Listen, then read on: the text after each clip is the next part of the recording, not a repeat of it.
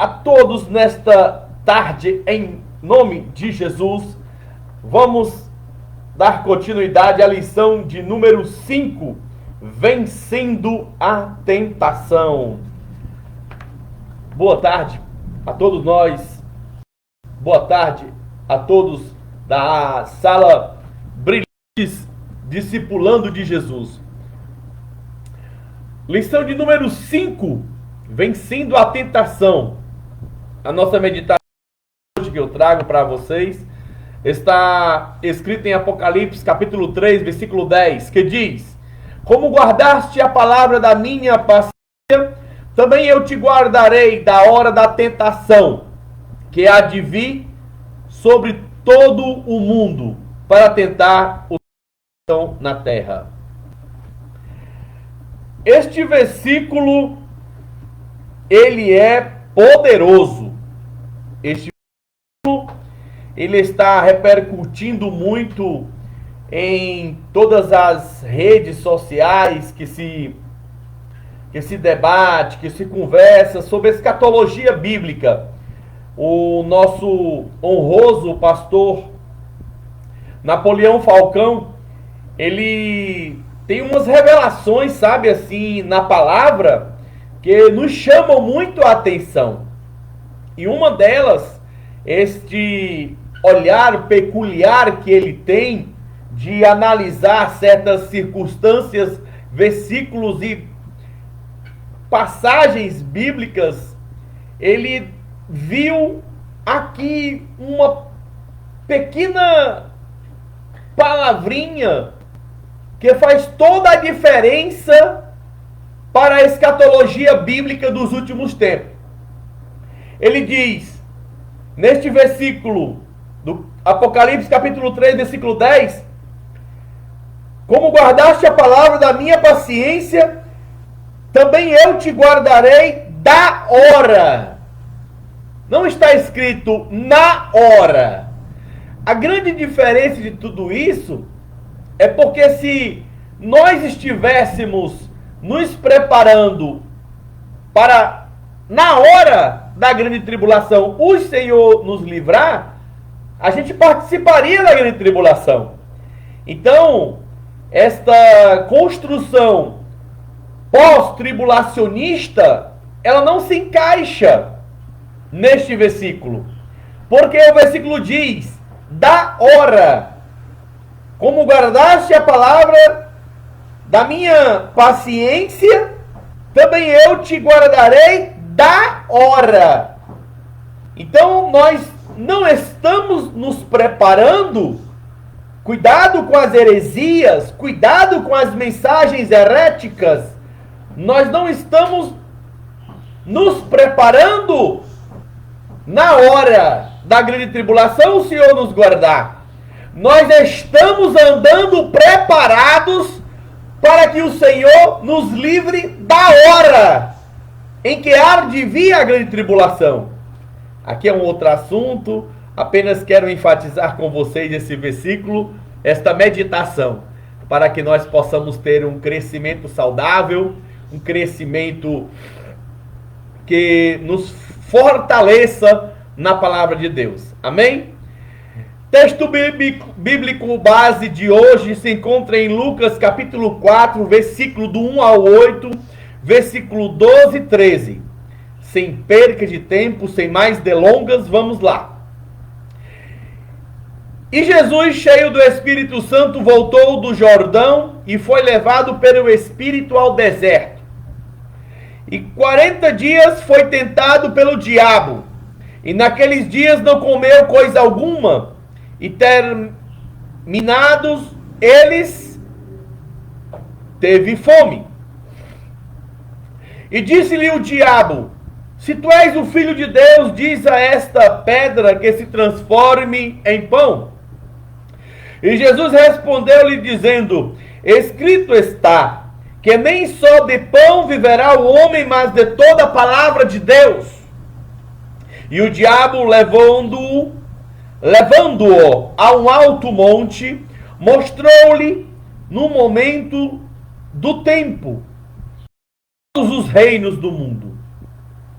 E disse-lhe o diabo: dar-te-ei a ti todo este poder e a sua glória, porque a mim me foi entregue, e dou-lhe a quem quero.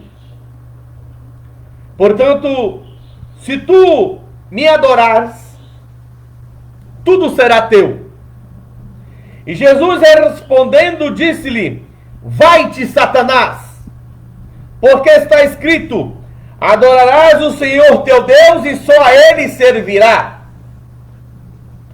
E Jesus respondendo disse: dito está, não tentarás ao Senhor teu Deus. E acabando o diabo toda a tentação, ausentou-se dele por algum tempo. Senhor nosso Deus, em teu nome neste momento, quero entrar em tua presença e te pedir a direção pelo teu Santo Espírito.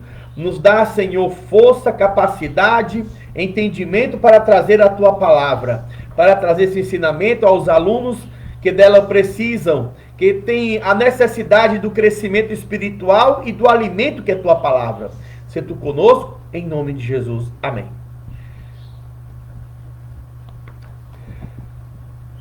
Estamos em uma semana aqui no Brasil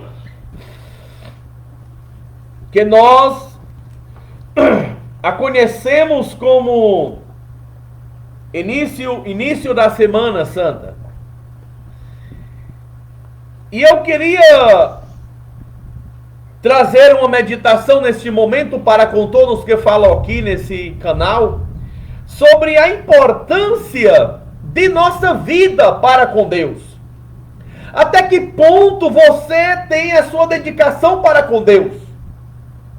Até que ponto você julga ser espiritual? Até que ponto você julga ser uma pessoa que está se esforçando a glorificar o Senhor, a caminhar com os seus passos para poder fazer a vontade de Deus? Até que ponto você vai se esforçar? Até que momento da sua vida você faz alguma coisa para Deus? É relevante que nós aprendemos de nossos pais maneiras de religiosidades, a qual você acaba se deparando com práticas em que você acredita ser a correta. Acredito que você deva ter se deparado com momentos em que diriam para você: se você fazer assim, você vai acertar o caminho a qual agrada a Deus.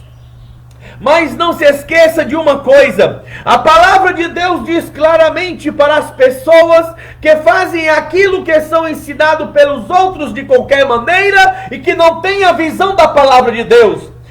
Bem profetizou Isaías a vosso respeito, disse Jesus: hipócritas, honrai com os lábios, mas o coração está longe de mim. Em vão, porém, me adoram, ensinando doutrinas que são preceitos de homens, invalidando assim a palavra de Deus. Hipócritas, honrai-me com os lábios, mas o coração está longe de mim.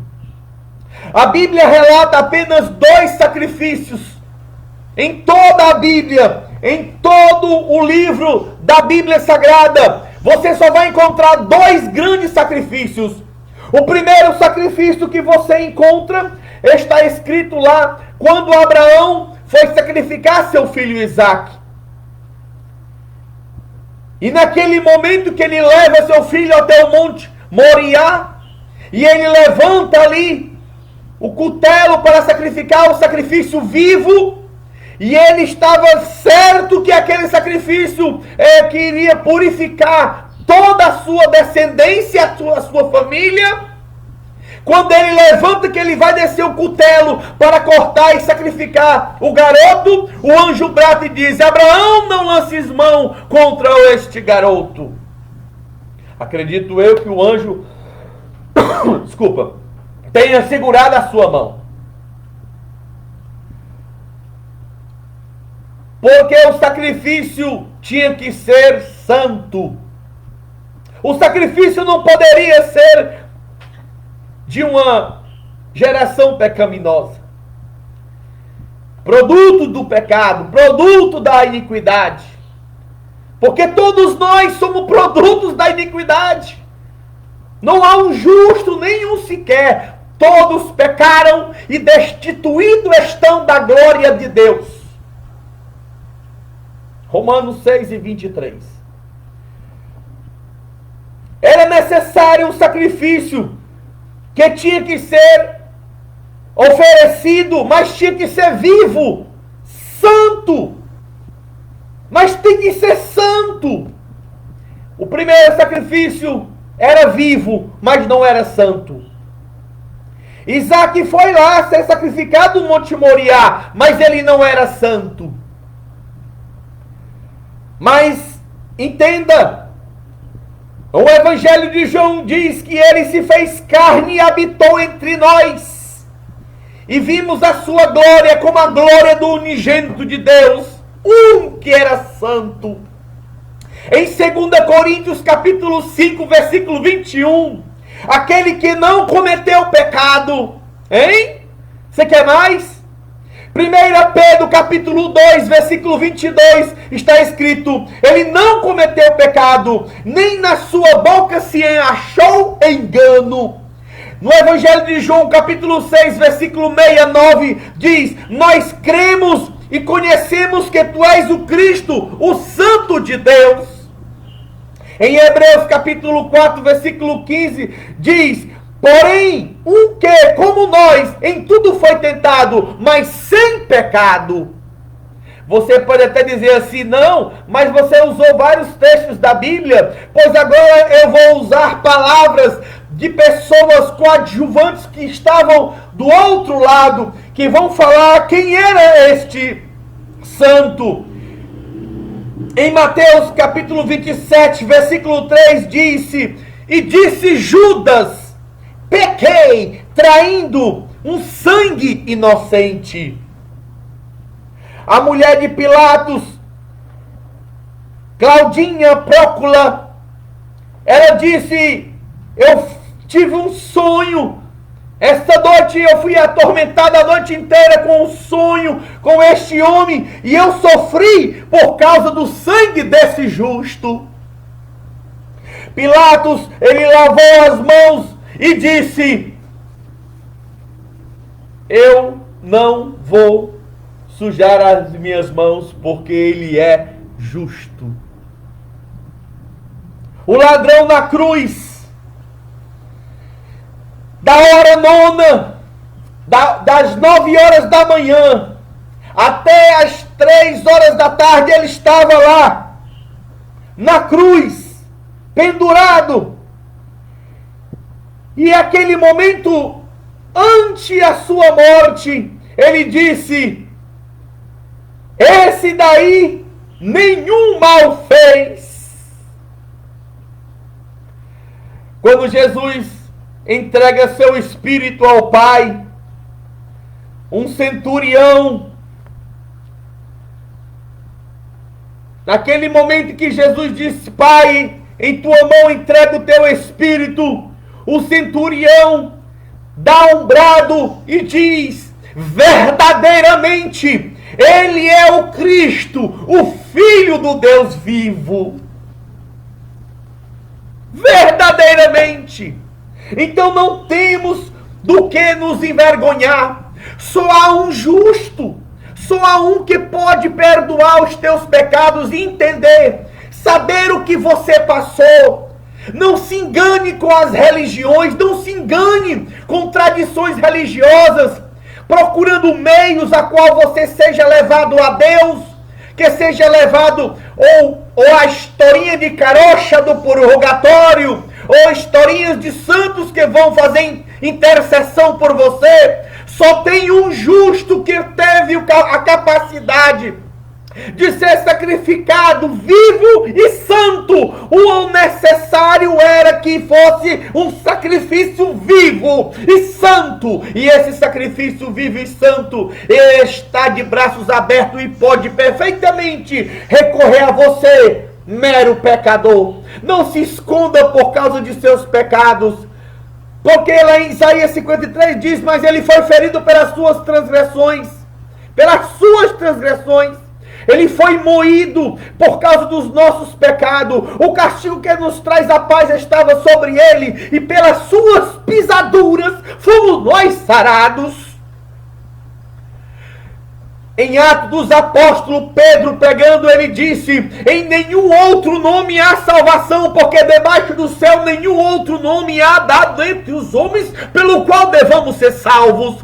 A salvação só se encontra em uma só pessoa, em um só Redentor, em um só mediador entre Deus e os homens. Porque quer que os homens se salvem e venham ao conhecimento da verdade. Há um só Deus e mediador entre Deus e os homens, Jesus Cristo, homem, o justo, o santo. Filhinhos, não pequeis, mas se alguém pecar, nós temos um advogado para com o Pai, Jesus Cristo, o justo.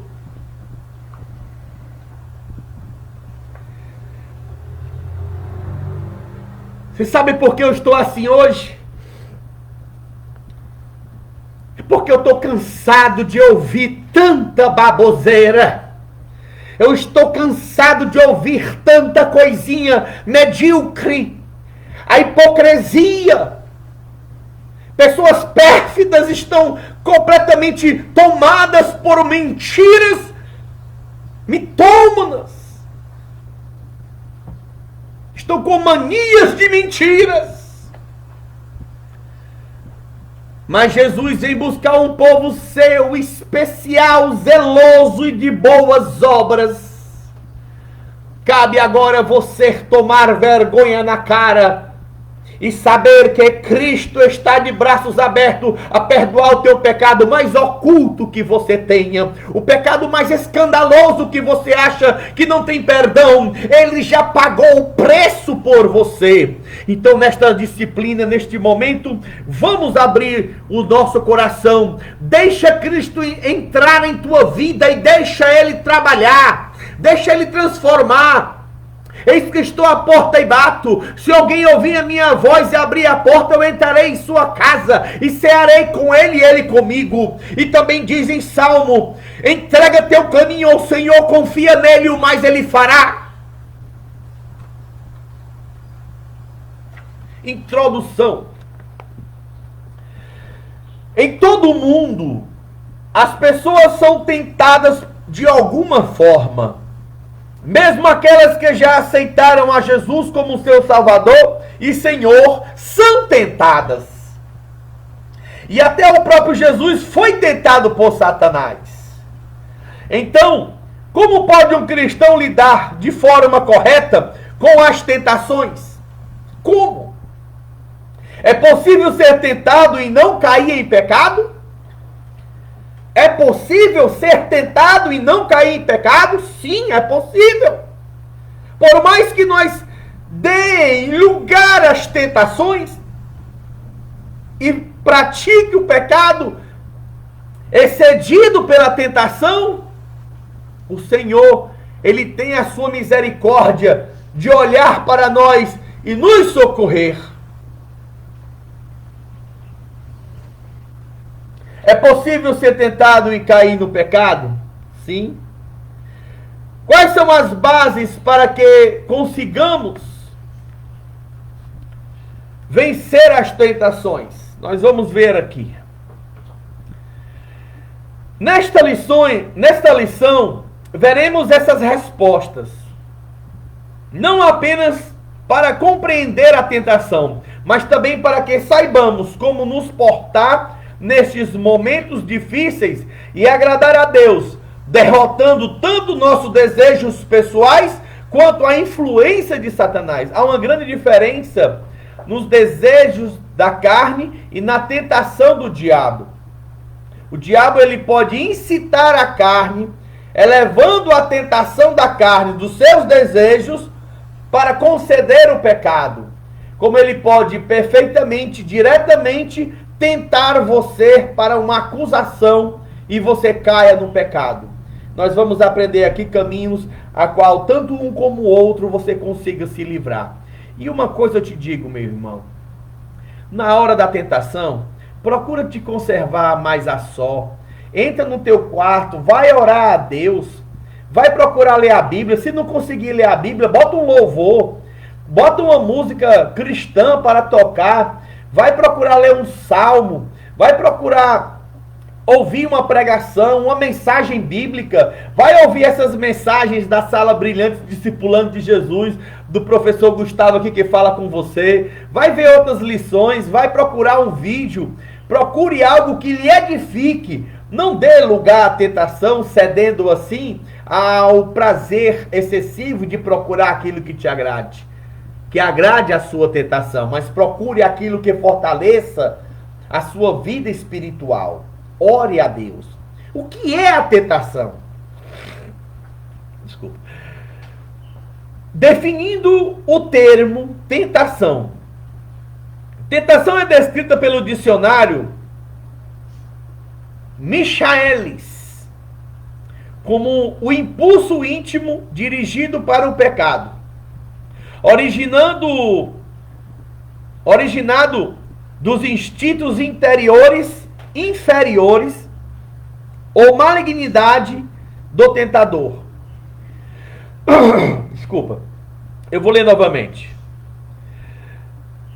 Tentação quer dizer o impulso íntimo dirigido para o pecado, originado dos instintos inferiores ou da malignidade do tentador. Conforme apresentado, tentação não é pecado, mas sim uma propensão à prática que pode ser pecaminosa. A prática que pode ser pecaminosa, essa propensão pode vir de dentro de nós mesmos, dos nossos desejos, ou pode ser propensão originada pelo próprio diabo, quando nos oferece situações aparentemente desejáveis. Então, é o que eu estava explicando. A tentação, ela pode ser originária de dentro de você, ou ela pode ser uma tentação oferecida pelo próprio diabo. É lógico que ele vai tentar naquilo que você é fraco. Você pode ver que Jesus, ele estava com fome. Então, obviamente, ele tinha que oferecer a ele alguma comida, o colocando em uma situação de vexame, a qual ele botou a dúvida e disse: se tu és o Filho de Deus, transforma essa pedra em pão, porque tu estás com fome, 40 dias sem comer. Bote aqui 30 dias sem comer, né? Então, a fome de Jesus, se você passar um dia sem se alimentar, você talvez fique desesperado para beber uma água para poder se alimentar. O que dirá 40 dias. Então, o diabo foi justamente naquele ponto fraco que ele estava naquele momento. É assim que ele vai trabalhar. Ele vai ver uma fragilidade e procurar trabalhar nela para que você ceda à tentação.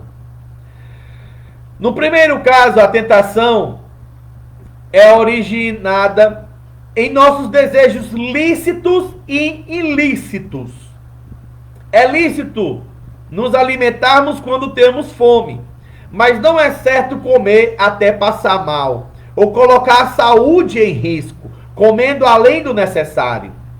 Os desejos ilícitos são aqueles que uma pessoa tem e não os domina, mesmo sabendo que não deve praticá-los, ou porque a Bíblia reprova, ou porque a sociedade condena, como um fruto, um furto, um assassinato, ou enganar uma pessoa.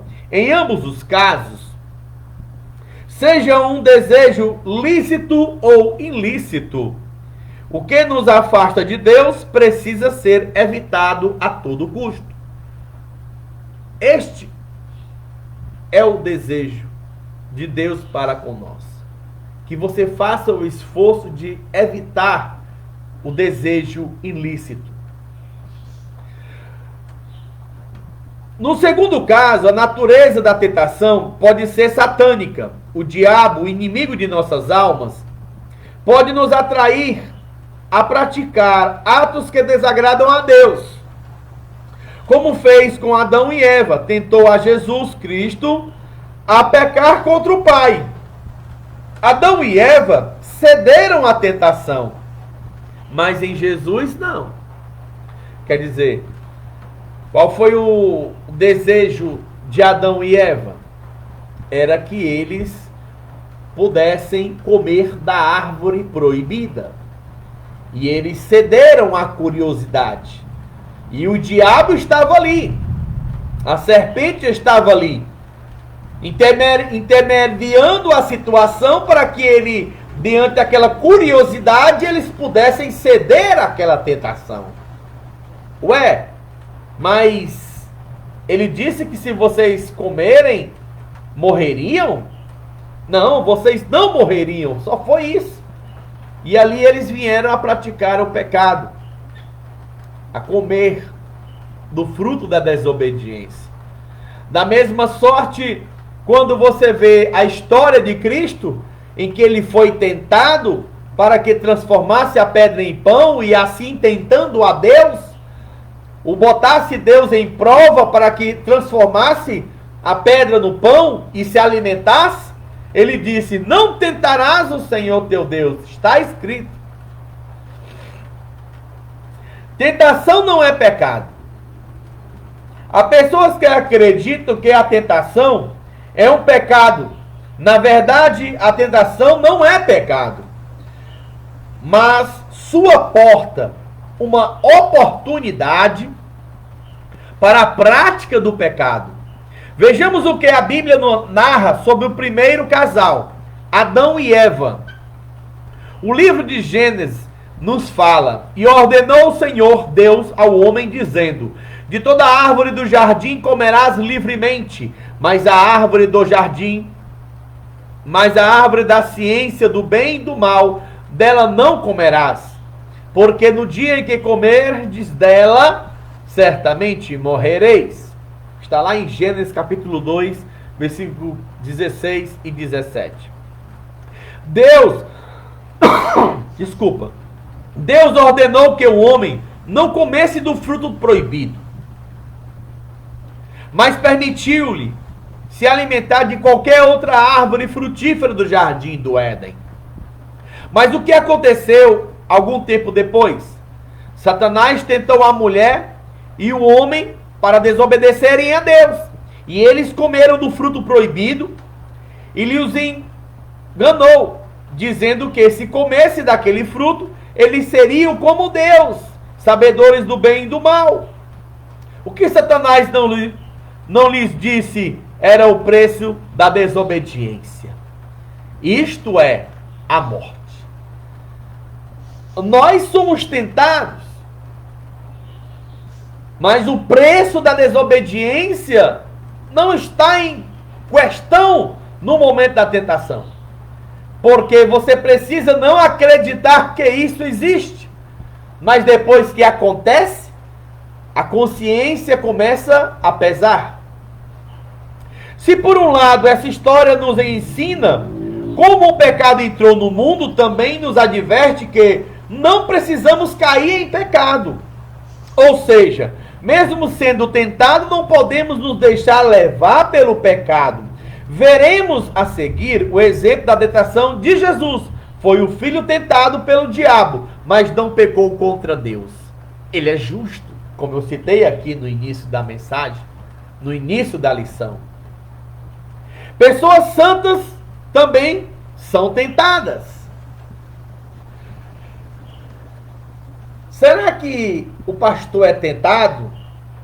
Será que o papa é tentado? Será que o bispo é tentado? Todos são tentados. Até Jesus foi tentado. Aqui a lição diz: a tentação no deserto. Jesus era sem pecado. ele nunca julgou ninguém, era humilde, era justo, era uma pessoa que você poderia confiar o seu segredo, poderia confiar a sua palavra a ele. Jesus era justo e foi tentado.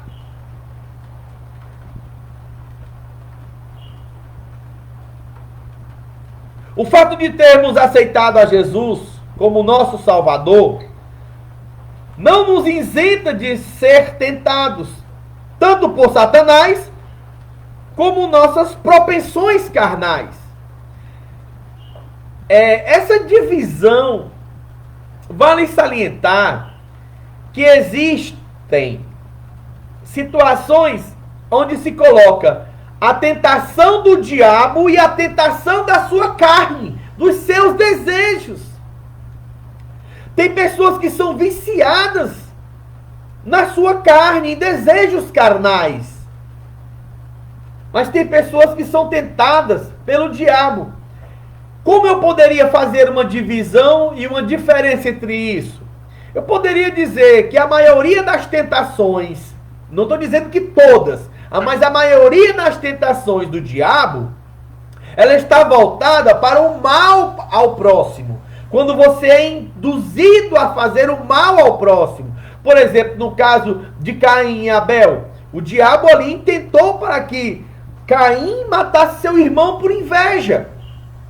Mas existem desejos carnais, como o desejo de comer, desejo de praticar algum vício, vício da prostituição, o vício da lascívia, o vício da glutonaria e outras coisas mais semelhantes. Na verdade, os homens e as mulheres de Deus, descritos da Bíblia Sagrada,